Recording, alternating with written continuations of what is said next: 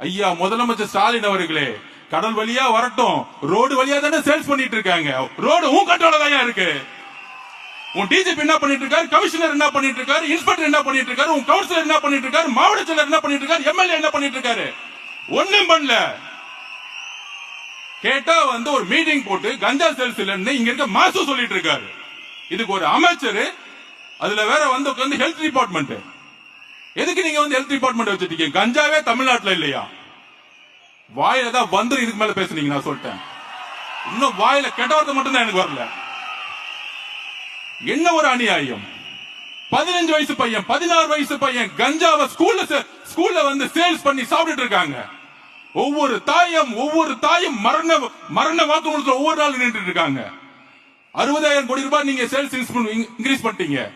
160 ரூபாய் 30 நாள் குடிச்சா 4,500, 4,800, 5,000 ரூபாய் புடுங்கிட்டு இருக்கீங்க. டாஸ்மாக் மூலியமா 1000 ரூபாய் கொடுத்துட்டு 5,000 ரூபாய் புடுங்கிறத தமிழக பெண்களுடைய பாதுகாப்பா? நான் கேட்கிறேன். முதலமைச்சர் அவர்களே, ஒரு கோட்டை 160 ரூபாய்க்கு வித்து 30 நாள் குடிச்சு 5,000 ரூபாய் புடுங்கிட்டு இருக்கீங்களே, இதுதான் தாய்மார்களுக்கான பெண்களுக்கான பாதுகாப்பா? ஒவ்வொரு ஆணும் குடிச்சிட்டு ஒவ்வொரு நாளும் டொமஸ்டிக் வயலன்ஸ், வீட்டுல பெண்ணை போட்டு அடிக்கிறாங்க. ஒவ்வொரு நாளும் செக்ஷுவல் ஹராஸ்மெண்ட் நடந்துட்டு இருக்கு. அப்ப இந்த குடியோட பிரச்சனை என்னன்னு விவாதிச்சிருக்கீங்களா?